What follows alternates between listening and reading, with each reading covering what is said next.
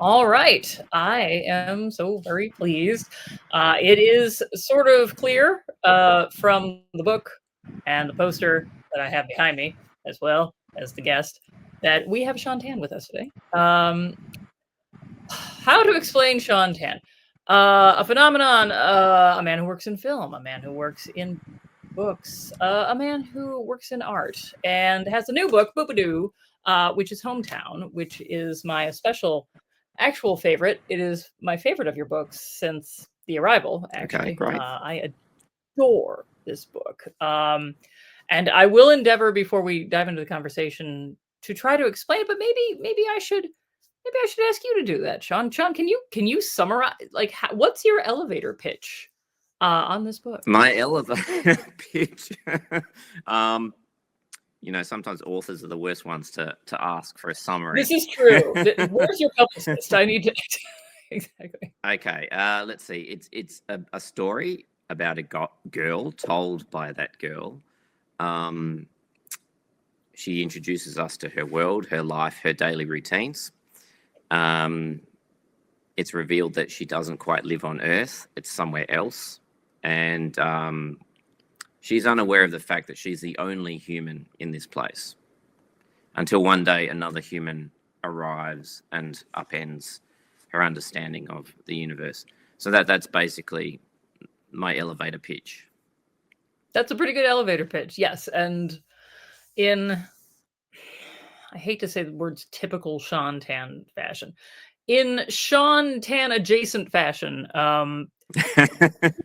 every spread of this, every how do human brains work this way of this, it's just mind blowing. But what I love so much is that this is her normal day to day life, and what is weird to the guest who comes is weird to us, much like with The Arrival. But Yes. her, just her everyday life. This is just how it is. This is what her mom looks like. This is what her dad, her siblings, and it's amazing. So I have to ask a question that oh, book creators hate this question, and I'm just kicking off with it. So this is getting us off on a bad foot. Where did this come Well, I guess going back to what you just said, her world is amazing, and every page is full of fascinating details that are unfamiliar to us. That's how I see our world. from? Yeah, Our families, our neighborhoods, our nations. They're strange. They're bizarre. And if an extraterrestrial came and visited, they'd just be like, oh my God, overwhelmed by all the sensory details, the conceptual details. So, in all my work, I'm trying to do something observational, believe it or not. It's observational. It's the tram going down my street that looks like a giant caterpillar that disgorges yeah. people and consumes them, that sort of thing. So it's actually not too difficult once you get into that mode to create a fictional world, as long as it's very much hinged on reality. You just take something, you think about what's its function, how would it look like in another universe, have a similar function, change it, mix it with random visual elements. So a lot of visual research, a lot of sketchbooks, magazine clippings, things I find on the internet, little random pictures that I like, pushing them all together, especially where the things are unrelated, like a antique stove and a mollusk, as in the case of the lost thing. Push them together, see what you get, think that feels like, say, a small child seeing an elephant for the first time. That's what I'm aiming for. And then render it very carefully as an illustration. So that's the world. In terms of the story, I'm not entirely sure, but there are a couple of things. One was the fact that I was a new parent. So at the time that I conceived this story, which was a long time ago, my daughter was about 4 or 5 years old. So just coming into consciousness, starting to ask questions.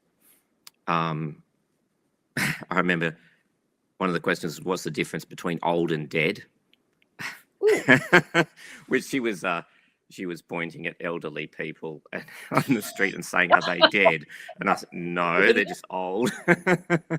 And I love those questions because it makes me realize how fluid those concepts are when you're a little kid. And so I was thinking about, okay, you're born into this neighborhood of inner Melbourne, but you could have been born anywhere. I'm very aware of that. These things are familiar to you, but they're also kind of new. They raise a lot of questions. I wonder what it would have been like if you'd been born on another planet and your parents were, non-human. Would you realize that? Would you care? And because I'm always interested in the fact that kids ask questions about a lot of things, but some not very obvious questions sometimes. Like even the question of where I come from comes quite surprisingly late, I find. I think that's pretty interesting question. And then, where does space end? Things like that. They come quite late, but they're pretty obvious questions. Because we grow up accepting a lot of things, and I find that really interesting. So another thing, which is a really obscure kind of source of inspiration, but my family and I were traveling in Spain much earlier, and my daughter then was maybe only about 2 years old or 1.5. And we're in a hotel room, a little bit jet lagged, a little bit foggy, turned on the TV. There was some Icelandic children's TV show in Spanish playing with all these weird rubbery puppets. And, I was watching it with the sound off, because my wife's still asleep. And it's sort of like a bizarre experience because in this show there was one human girl, and then all these weird creatures. And it reminded me of all the stuff I watched as a kid, like Sesame Street, where you'd have like Mr. Hooper or something, and all these puppets. And they just interact as if that's normal. Like, I love that. Like, that is just normal. And, it sort of got me thinking about, gee, what would that be like if that was a real concept? And because I'm in that, addled state as a traveler in another place, where everything's already strange around me, I was sort of thinking, well, what if this is a documentary? I'm not actually watching a kid's show, but I'm watching, reality TV or something. And this is the country that I'm in. What would that be like? And so this is the sort of thing that kind of bursts my bubble of ordinary life and gets me thinking creatively, is something unexpected and asking these kind of dumb questions, which, as an artist and writer, you're no more creative, I think, than any other people, but you're good at entertaining dumb questions instead of cancelling them out. We don't have that inhibition. So we just go, okay, let's go with that. And so partly this book emerged from that little germ of an idea of what if this idea of being the only human in a landscape of weird creatures was a reality, and how would that affect a person? And what would happen if they discovered that they came from somewhere else and that they had another human community? And a third idea that came to me once was sort of similar. What would happen if a person that looked exactly like you, say someone that looks exactly like Betsy Bird, approached you on the street and said, "Betsy, I've got to tell you something. You're not from here. You're from my place. Everybody there looks exactly like you. They're just like you. It's great. Come with me. I've got to show you, but you might not be able to come home." So I thought that was a really interesting science fictional dilemma, which I'd never seen. Maybe it has been represented in fiction before. You might know if anyone's written a story like that, but I thought that's an interesting idea for a story. So all these ideas kind of came together, and I kept thinking about it long before I was drawing it, that this idea of a girl like my daughter raised in a world that wasn't ours. I'm now tangenting off into, why was it that in the 1970s we had so many programs where there was one human, like H&F Puffin stuff, or That's right. But everything was crazy, but there was this one person we could relate to, and now I'm tangenting off as a result of what you're saying. That's right. It's a very interesting idea, and it's interesting that is a fantasy rather than a horror. So it's like Right. a pleasurable thing. Yeah, and when people are not being as creative, they'll be like, "Oh, but what if it was a horror?" And it's like, "Well, no, that's the logical way you go with it. It's far more That's right. interesting if it's not a horror." Yeah, and Yeah, it's interesting you say that because I did want the world to look a little bit horrifying. it does. Like, Um, when she takes him to the fight, she's like, "Oh, he's so lucky the fight's tonight. I don't wanna give away what the fight." I'm like, "Oh, shoot. He would yeah, not be that's down right. with this." Okay, yeah. Yeah, Oh, because I it's love quite that. violent too. It's not It is, it's yeah.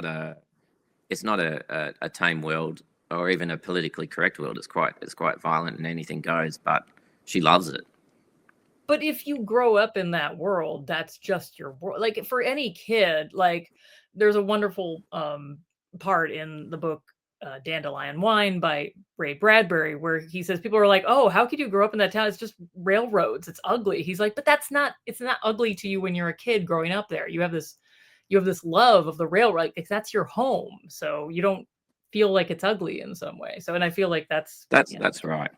same As case long as here. it's functional Right. in those Yes, and core supportive in some way, relationships. yeah, and she's, Yeah. like, emotionally supported every step of the Yeah. way, and, like, she has all her needs met.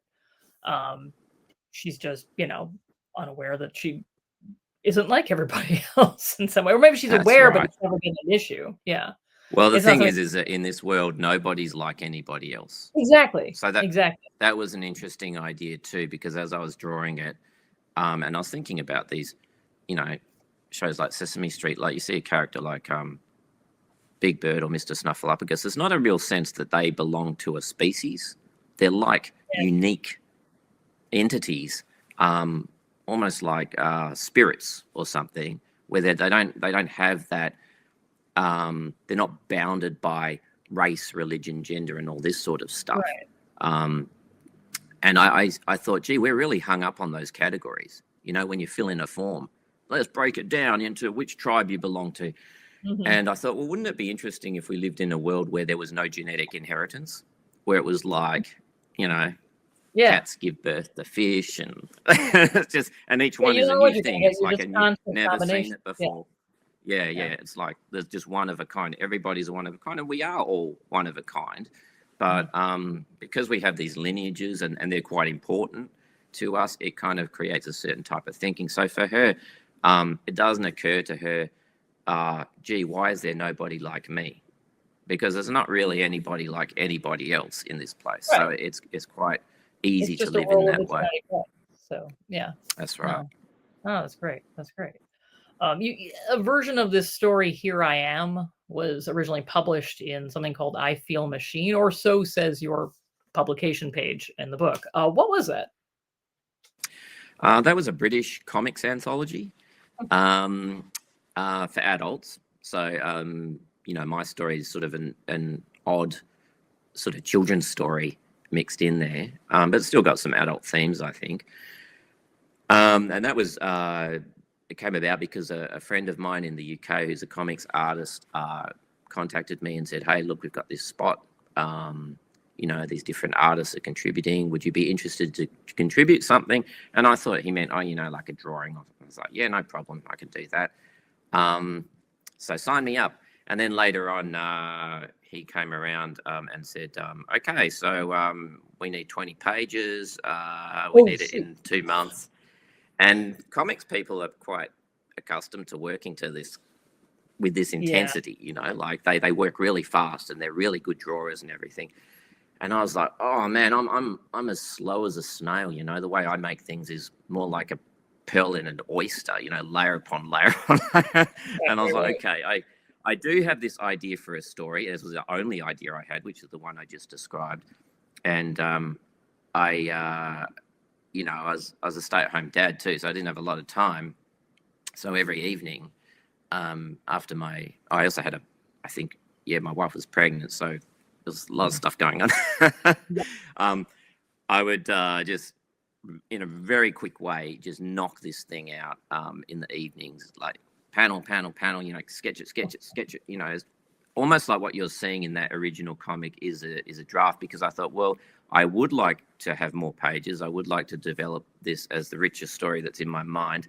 But for now, this is a good test of concept. So it was kind of a very useful exercise. I'm quite glad that I was put under that pressure. And I used the media that I use in my sketchbooks, which is a ballpoint pen and colored pencil, just super fast. And so the original story is quite weird, which is good. It laid those weird foundations. The girl is much younger, so she is the same age as my daughter. It's like a 5 or 6 year old girl. It's sort of ageless in the way that characters in picture books and comics can be. You know, when you do a circle with 2 dots, it's like, what age are they? Not sure. But she's just meant to look innocent. And then this astronaut comes, and the astronaut is kind of like a kid too. So it's almost like a playground meeting. It has that sort of vibe. But all the elements were there. And so that sat around for a while. And then I thought, you know, I think I can expand this. And I started drawing it and drawing. The world became more realistic, more elaborate.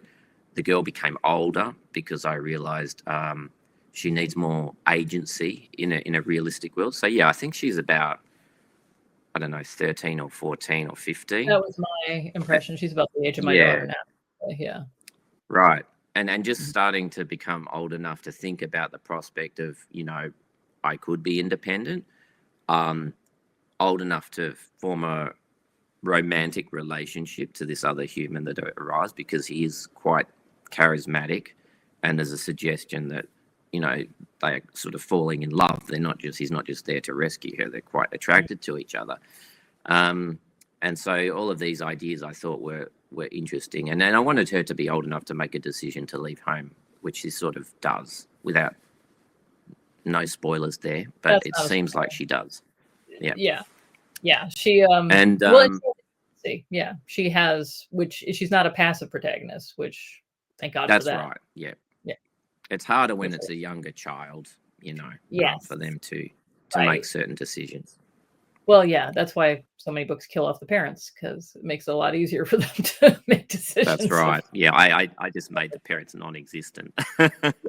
Yeah, the parents are supportive of whatever decision she makes in this, and I appreciated that. Yeah. Well, I think that's the key thing, because she's actually confronted with a choice. That's the central thing in the book, is this choice, and the choice is presented by 2 groups. There's this human group, as represented by this visitor, and then the choice represented by her family, and they're both presented fairly equally. They're both good choices. Like, he's offering this wonderful experience, they're offering a wonderful experience. So it's kind of, that's what makes it difficult. The difference is that he's a little dogmatic about it. He believes that there is one right choice, and it's mine.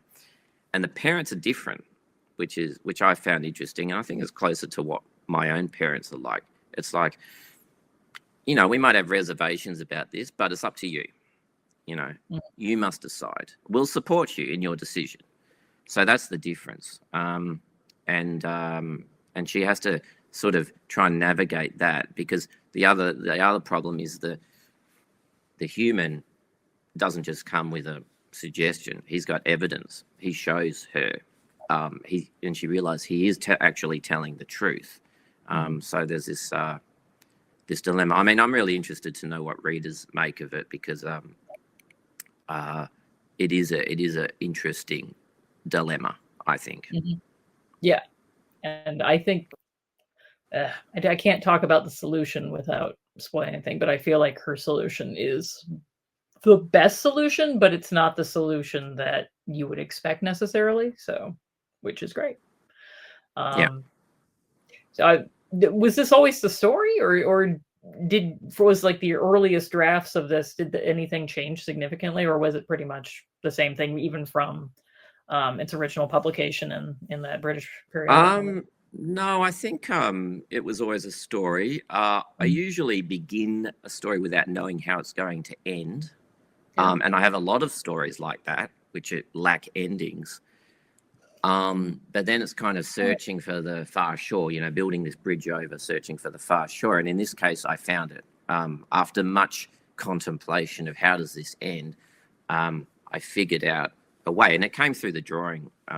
The characters and the environment suggested the solution. So there's a scene very early on with her father, again, no spoilers, but it gives it, for me, it gave me the idea of they're doing something together, and that was like, maybe they solved this problem in a somewhat mechanical way.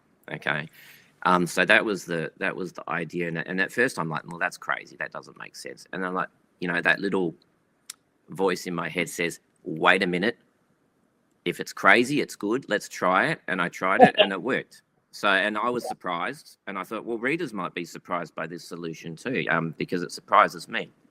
And then it was the problem narratively of making it work, because it's got a surprise at the end, but it's complicated, but it's hard to tell this story without revealing that in the beginning,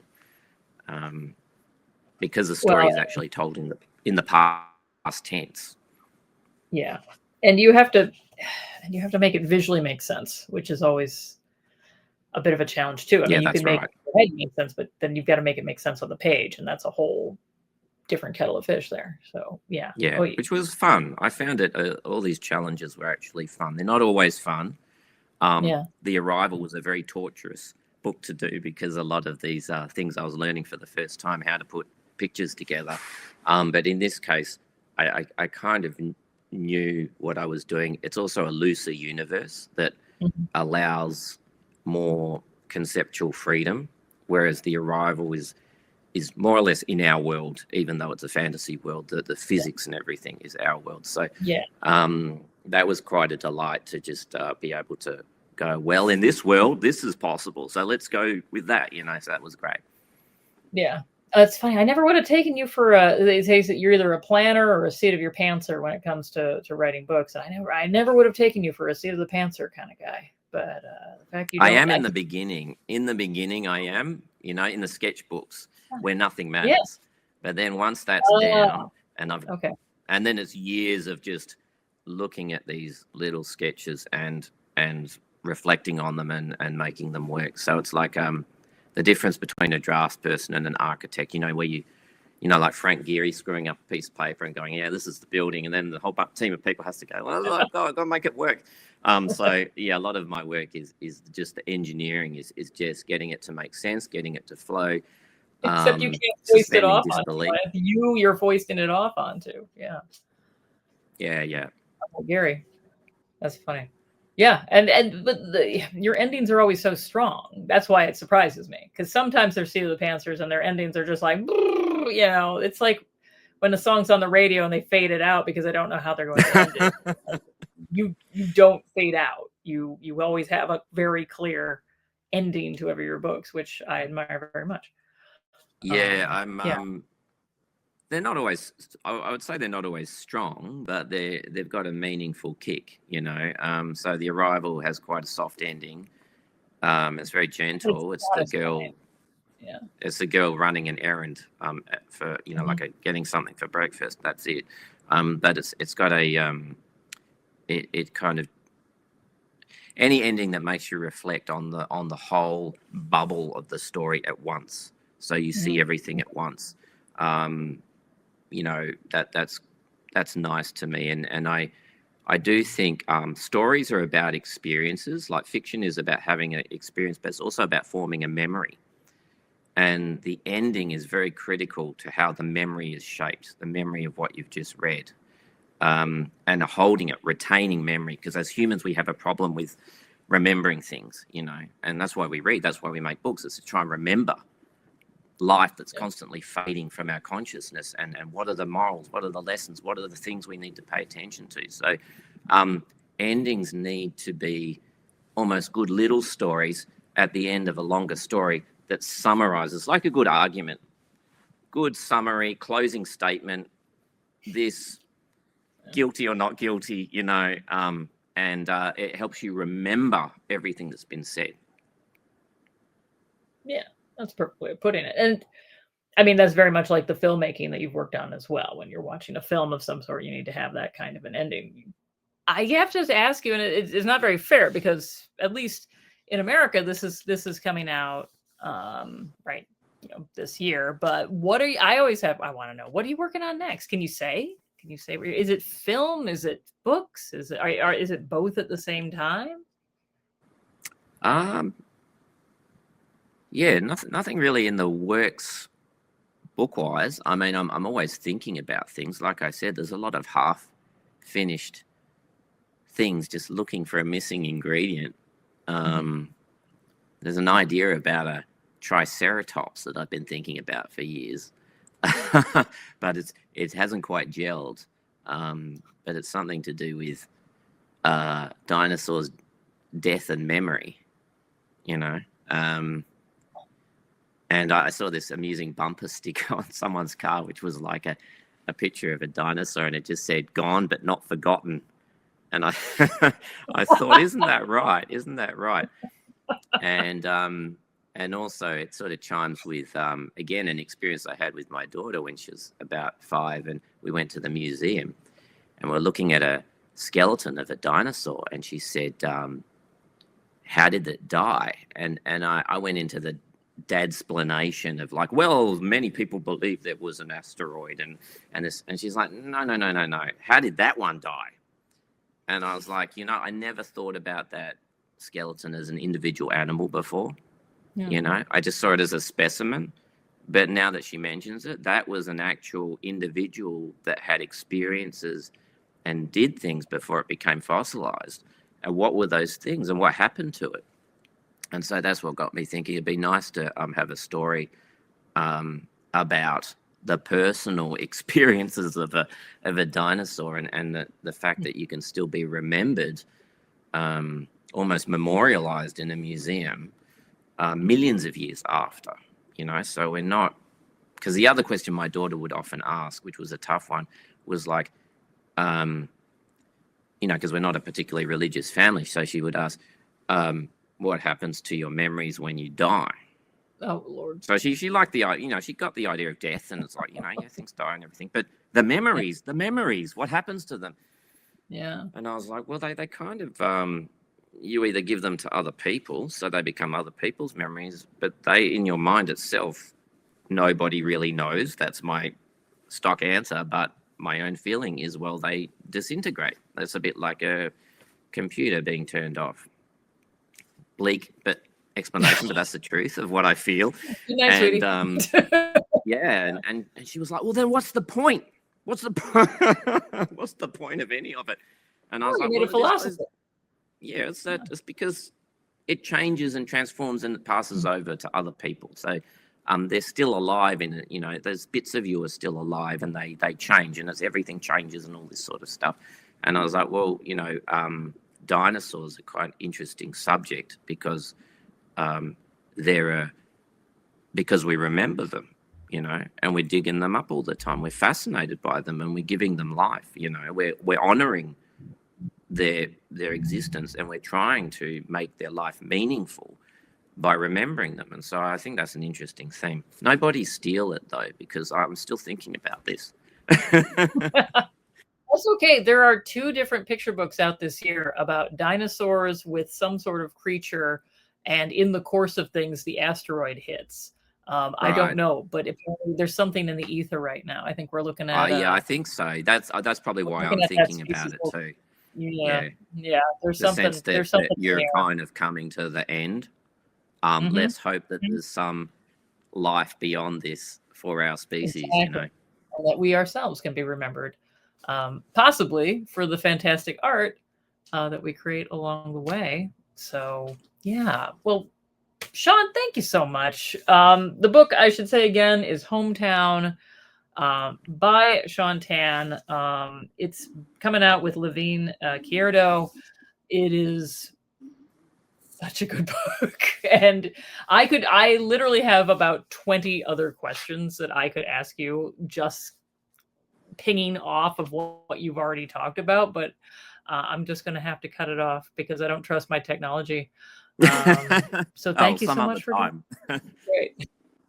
Some other time we'll do a 2-hour stint. It'll be fantastic. Yeah. But thank you so much. Thanks. Great to see you. Great to talk to you again. Great to talk to you too.